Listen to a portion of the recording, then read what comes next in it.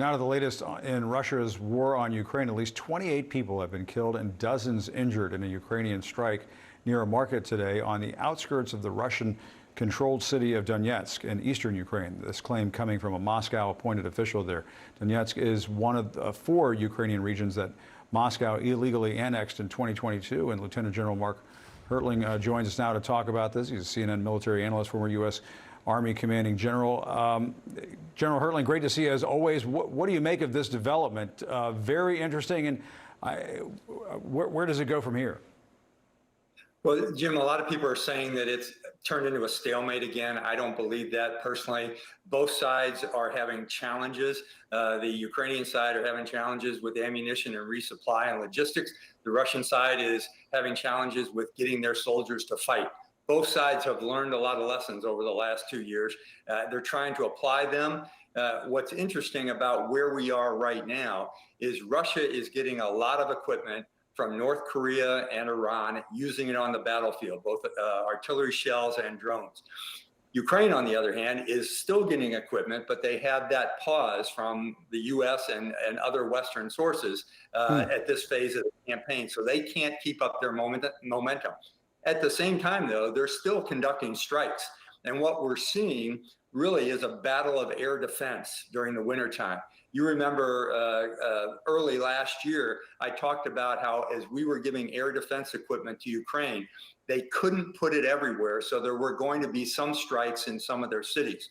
Russia now has the same problem, except this time, Ukraine now has drones and some missiles that they're using to great effects inside of Russian territory. So it's forcing Russia to reconsider where they're placing their air defense instead of getting hit in the rear areas like they were several times today in St. Petersburg, Russia.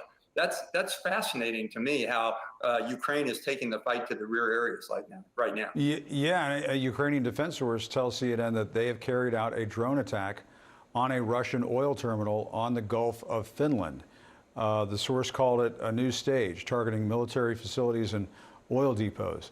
What's your assessment of that? And I guess, how does it fit into the overall picture? Because, you know, maybe you and I were talking about this earlier this past week, but Fred Pleitgen had this report about commanders, Ukrainian commanders, having to be judicious and thrifty when it comes to how much ammo they use on the battlefield because they're worried about supply lines drying up. But it sounds as though the Ukrainians are still taking the fight to the Russians. They are, and that's what I just pointed out. We're seeing the very good use of operational targeting.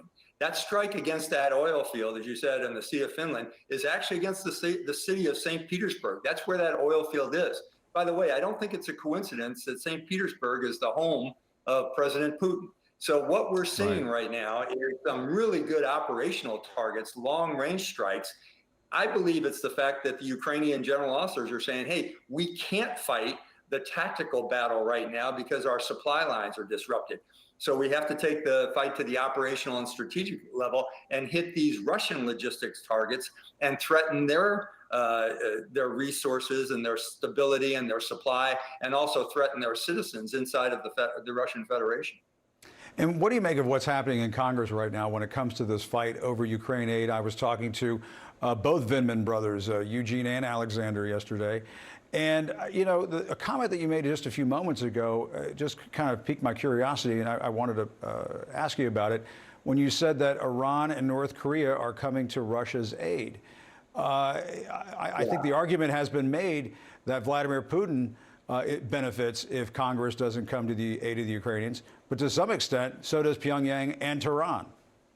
Yeah, absolutely, Jim. You're absolutely right. And what is fascinating to me and just really depressing is the fact that you have these dictatorial and authoritarian axis of North Korea, China, Iran, all providing aid to Russia in this fight. And it's been very effective in both their tactical battles and their strategic battles.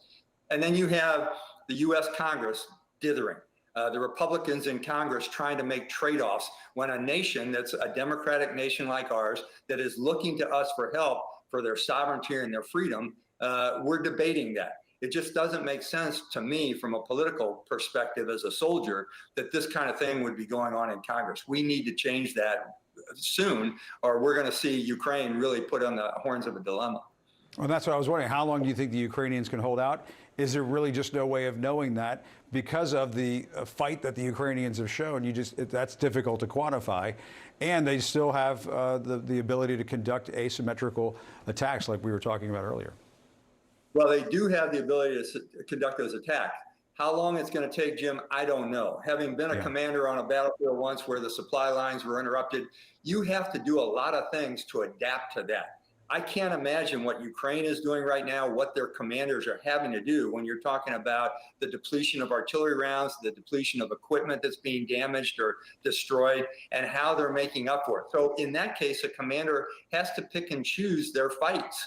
And that's tough to do when you're trying to gain momentum in an assault. Both sides, Russia and Ukraine, are in an operational pause right now. Ukraine because of supply difficulties, and I would suggest Russia because their soldiers are getting killed by the dozens, by the hundreds on a daily basis because they're still having challenges with maneuver and attacks in different areas. All right, General Hertling, great to talk to you as always. Really appreciate it. Important subject. Thanks for your time. Thanks, Jim. Turning to the conflict in Ukraine, where Ukrainian troops have withdrawn from a small village in the Kharkiv region as Russian forces ramp up pressure in several locations along the front line. But Ukraine is also striking back, hitting areas within Russia and potentially trying to disrupt Moscow's military operations. CNN's Fred Pleitgen has the details. The Ukrainians once again demonstrating their long-distance strike capability, in this case claiming to have hit an oil depot near the town of St. Petersburg. Now, this depot is about 100 miles west of St. Petersburg on the Gulf of Finland, and the Ukrainians are saying that it's a very important one for the Russians because there they make an array of products, including jet fuel, and the Ukrainians say that some of those products are used by the Russian military. In other words, the Ukrainians say they consider this to be a legitimate target. Now, if the drone was indeed flown from Ukrainian territory, it would have flown hundreds of miles across Russia to then reach that area. That area of Russia that it would have flown over also has a lot of very capable air defenses, so certainly a big feat by the Ukrainians if indeed they flew that drone out of Ukrainian-held territory. And also, all this comes only days after the Russians also said that they had taken down a Ukrainian drone in an area around where the strike has now happened. Now, all of this is going on while the war continues to be in full swing. The Russian-held area of Donetsk saying that many people were killed in Ukrainian shelling on Sunday. The Ukrainians are also saying that they are trying to defend against Russian pushes that are happening along the east and southeast of the front line.